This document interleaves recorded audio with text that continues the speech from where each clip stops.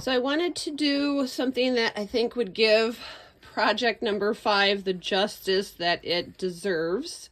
There are photos of my project for it on my blog, which I did post the link for if you can check that. But I thought a video would be better because this is such an interactive project. And so here is my box. I did make the box. The box is made from pattern cardstock from my stash from about 15 years ago. Back in the scrapbook days. So there's the bottom, if you guys want to see how the bottom looks. So, fits nice. Nice and snug, but not too snug. I did put, I don't know what these are called. I had got these on the clearance, Alta New clearance, just on a whim one day. And I'm just putting them on random things, like throughout my crafty life. And I thought that was cool right there. It kind of looked like the rose and the petals, you know. So it opens perfectly smooth. Put that over there. Here is the card. Oh, it's backwards. And of course the card comes out just fine as well. If you can, I can get my big old chunky fingers in there. There we go.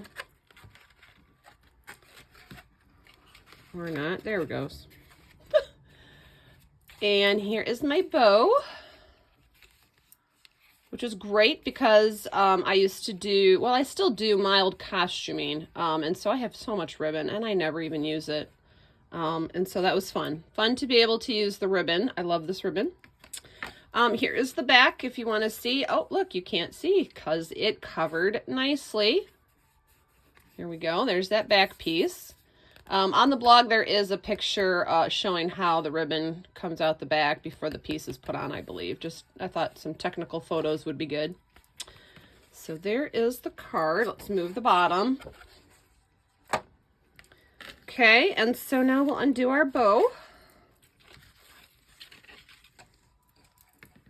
And what I chose to do is I just did stamping in the blue on the front of the gates. I didn't want to do full surface inking. I didn't, you know, I wanted something. It was just a little too plain for me, but at least this way it's the same tones of the card. So there is that. I also did have a little inky finger issue there, so to tone that down, I also just blended the same blue on the inside of the gates. And here is the decorative panel on the top of the card. I ink blended the green around the edge of the double embossed panel. Then with the blue, I started in the middle and blended out to meet the green. Then I went over all of the embossed surface with a light coat of Wink of Stella. And then, of course, this, I glued this down flat. Let me think, is there anything else with it? Oh, because I had this offset, I had to snip off one of my branches was hanging over here. So I snipped it off and I tucked it up under there and glued it in. So at least it helped fill in that area and I didn't lose anything and it doesn't look like it was ever cut off in the first place. And of course there's the opening. So there is the card, and I do not put sentiments in anything until I need them. So I'm going to leave that nice and blank. But it works great. I think everything lined up just fine. If I hold it down, you can see it fits in there just nicely. I was thinking what also would be cool to cut out another flower and perhaps out of vellum, emboss the vellum, something like that, and layer this up. I think that would look cool if we could layer up that flower. I don't know. That's me. I like to be extra. You all know this if you've seen me around. So there you go. I just wanted you guys to see that. Do you want to see me tie my bow? All right, here we go. Now I am going to work it in slowly. I'm going to pull and then I'm going to move my fingers in and then I'm going to pull and move my fingers in, and that's going to keep it nice and snug without ripping apart the card. And then what I do, I try to keep my tails flat if I can. Not always possible with funky ribbons.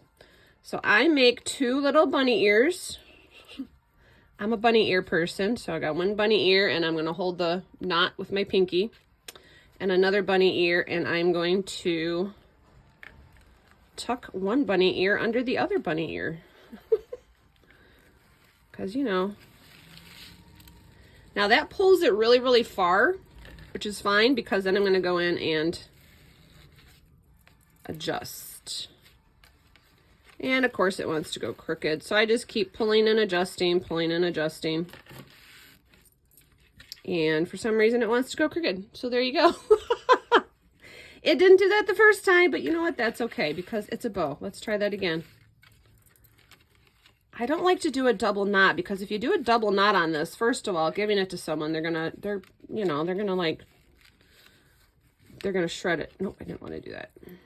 So let's try it again. Let's do our little bunny ears. Of course, it could be the fact that I have a Band-Aid on, you know. I always have Band-Aids on. Again, if you know me, if you've seen me on, there we go, all over the place, you know that I always have a Band-Aid, always. So there's my bow on the side now. For some reason, it worked out great last night. But there it is. It came out great. I think it was cute. Very cute. So much potential to take it to a next level and beyond. Perfect for wedding season coming up, graduation season coming up, baby season, kitten season. It's kitten season, so you know, whatever the occasion. There you are, class project number 5. Thank you, Lana. I love it.